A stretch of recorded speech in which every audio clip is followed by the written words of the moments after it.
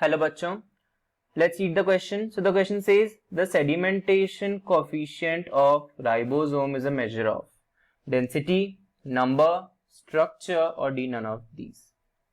So the key concept जो हमें पता होना चाहिए इस क्वेश्चन को सॉल्व करने के लिए that is about ribosomes.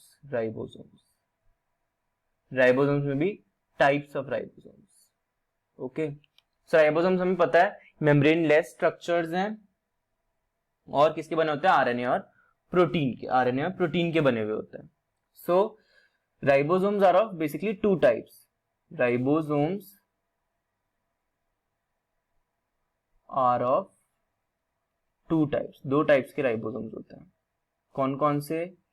एक तो 70S और एक 80S.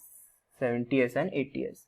70S किस में प्रेजेंट होते हैं? प्रोकैरियोट्स में. 70S are present in prokaryotes and 80S ribosomes are present in eukaryotes.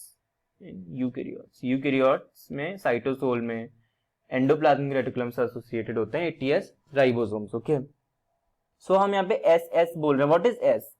S is the Swedberg's unit. S is the Swedberg's unit या इसको सेडिमेंटेशन कोफिशिएंट भी बोलते हैं.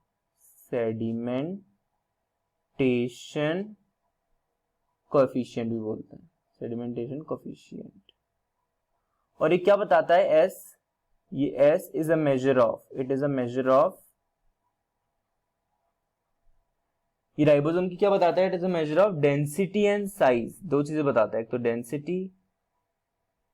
डेंसिटी बताता है एंड साइज बताता है.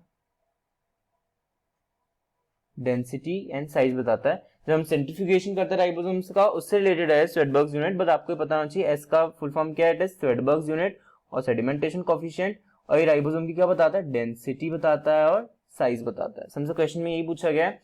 Sedimentation coefficient of ribosome is a measure of density. Option number A. Size भी होता है तो दोनों ही सही आंसर्स होते. So I hope your concept got cleared. Best of luck. Thank you.